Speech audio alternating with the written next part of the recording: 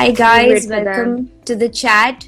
We are going to speak about, just have a conversation about mental health during these times, very anxious times for a lot of people. Yeah, so basically, before we start off, I just would like to say that I am not here to preach about mental health because I'm not like a psychotherapist or a psychologist or a counselor. So this is not like the any other video that we are talking about mental health and being the advocates of it.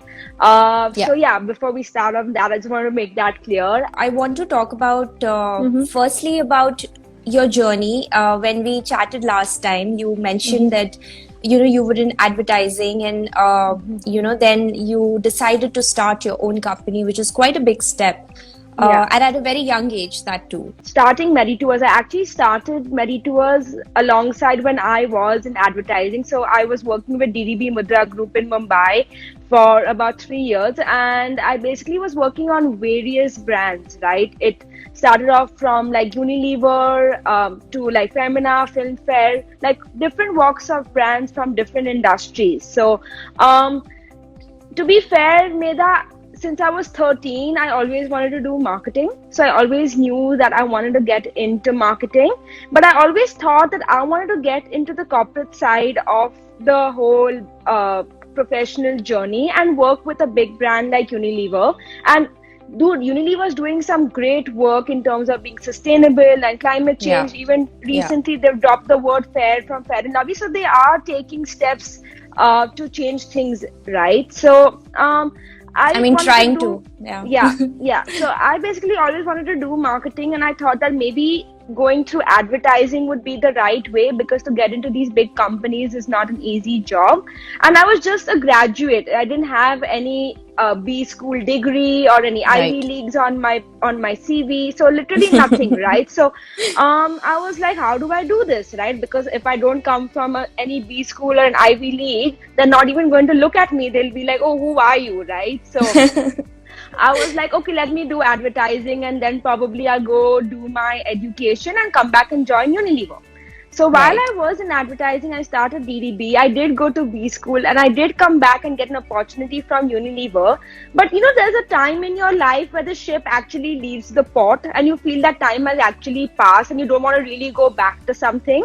That's what exactly that happened with me. Like, I'd put in so much time, energy, and efforts into Meditourz, and I saw what mom did. Like, she actually kept like the brand alive for the 1 year while I was studying. So seeing her put in so much energy and effort, me like disappointing her, telling her that, oh no, I want to do a corporate job, but I saw so much scope and potential.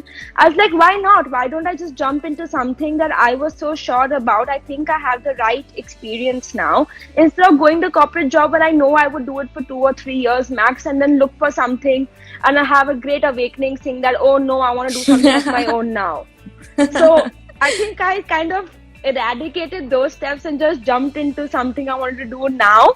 What is a holistic treatment altogether? Okay, so I'll break it down into two parts. So basically, we are into medical and wellness tourism. What that effectively means that people travel for their healthcare and wellness, right? Either because the treatments are not available in their country, or they're of not good quality, or they're really expensive, right? So often in the past, people used to do this, but they would travel towards the West. So pretty much to Europe or to the US, saying that, oh, the medical facilities are great there. Let's travel there and get our medical help, right? So that's the industry we are pretty much in. So it's a combination of travel and tourism and healthcare, with the fact of being helping people out, right? So people travel for their healthcare pretty much. Now we are in the niche of regenerative and holistic treatments. Now, what regenerative treatments pretty much are is our body is made up of millions of cells, right? Those millions of cells are used to create blood on a daily basis. We use those same autologous cells to regenerate, renew, and repair those parts of the body that are not completely developed. It can either be because of an accident, or it's been an immature birth, or people get married within family. It's for various conditions, right? And we literally use it for neurological conditions, orthopedic conditions, and we always support it with rehab. And in terms of the holistic treatments, what we do is holistic wellness. So not only your Ayurveda, but also yoga, meditation, nutrition, and a lot more things. So our entire purpose is to solve issues from the root cause and not superficially solve issues, right? We were going to talk about mental health awareness, and we were going to talk about our experiences, how we deal with things, and to me it sounds that this kind of work needs a lot of communication, a lot of clear communication, back-to-back communication, a lot of explaining, and that can cause some amount of stress. So moving on to balancing your and being aware of when you're burning out and handling so much. I mean, it's not just the client side that you're handling the operations, you're looking after everything because you're one of the founders. So I think my entire thing in this would be that, okay, let's again break this part into like two. So for the customers, I think it's very important that we fill in the shoes of the customers and be empathetic to actually understand what these patients and customers are going through, right? Because if you don't understand the problem they're going through and what the apathy they are facing, you're never going to be able to help them out, right? You can superficially help them, but you never will be able to help them out on a deeper level. On the professional front, wherein you're managing so many tasks, multiple things. Yeah, you're being on the go, you're trying to hustle, you're being that female entrepreneur who's trying to be out there. I think it's important to delegate the work, right? So once you trust your team and your team members and you ask them to bring something to the table that's more valuable, which are more solutions than problems, and you put in a certain amount of trust in them, saying that, okay, I'm going to let you be independent, but that being said, I want you to bring me concrete solutions, not problems, and let you float. Of course, you can train them and handhold them initially when they join it, but once they get the reins of the work, you advocate and stuff, I think it's pretty easy to manage it, because I think it's about a collaborative work and environment that we live in, right? So it's a teamwork. I think you should put in that kind of trust and that kind of efforts to help your team grow as much as you do. I think that's only when the organization grows. So it may look like I am doing it all, but I'm not doing it all, to be honest. I have a lot of people supporting me, and I think without them I would probably break. But that being said, you also need to be that guide to help them. They need to bring some fresh ideas to the table. It's all collaborative. So Aashnee, how do you sort of keep it calm, and how do you told me some really nice points which I felt would be useful for a lot of entrepreneurs while they're working daily, keeping those things at the back of their minds, because we don't realize so many things just go by in a rush. So Medha, how I look at it is, I don't look at the short term. I try and look at things from the long term perspective, right? What does our actions, reactions, communication, what are we putting out in the world? What are the implications of those communications, those actions, or those reactions, right? What are the long term effects? I think once you start looking at things from that lens, it becomes much easier, right? So if you start looking at it's like a very simple analogy. If you take a nail and drill it in the wall, the nail will always have a hole in the wall, even though you try to cement it and stuff. Subconsciously, it's going to somewhere hurt you if something has affected you either directly or indirectly. You may portray that you're really strong and nothing's happened or everything's okay, but subconsciously it does affect you, right? In the same way, the wall did have a hole at some point. No matter you cement it, but it did have a hole at some point. So what I'm trying to say in this is, try and look at what you bring to the world and what are you putting out there. Try to be more cautious in what your communications are, in what your actions are, and what your reactions are. Constantly during everyday rush, reminding ourselves of these things is a little hard. So I would want you to talk about what do you do to keep yourself grounded and ensure that you are on track. So, Mera, I would like to say that mental health is really, really important, and it can actually affect you in different ways. It could either be you personally, it could also be the environment or an external factor or a force, right? So a lot of times when things happen to us, we think it's because of me and because of us or because of us as an individual that it's happening to me. So often Right. we have this question, why me, why us, what have we done to like actually deserve this, right? Yes. But a lot of times I you think actually especially women. realize, yeah, a lot of times you actually realize it's not only you. Sometimes it's the environment and the people in the environment, they're just not at the same wavelength as you, right? Right. So I think you need to actually see what you can draw your energies and resources from.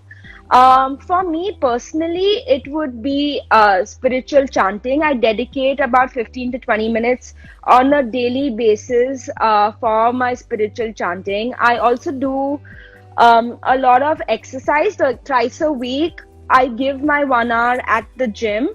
And I also do other stuff that makes me happy. May that be picking up a phone call on a friend or some art therapy, just plain listening to music. I personally don't believe in journaling because I feel I'm like kind of putting my thoughts and pushing it away. So I like rather speak it out or like calm myself down through like weight training or physical exercise or meditation or like just speaking it out or listening to music. How do you strike a work-life balance being an entrepreneur?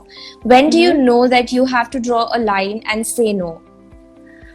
Okay, so firstly, saying no is the toughest job ever. Okay, I think we as humans pretty much say yes to everything. If not that, at least say that we will consider it.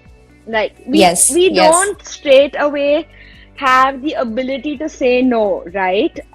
So right, I think firstly, how do you balance your work and like work-life balance? I would say you need to pretty much know again where to draw the line. The conversation is more about being efficient in today's day and age, and it's more about quality than quantity. So I don't have to sit in office from 9 to 7 to show that I'm doing so much work, right? It's about the yeah, quality of work I do. As long as I'm yeah, finishing the work from 9 to 4, basically 4 to 7 is my time. I can do whatever I want from 4 to 7.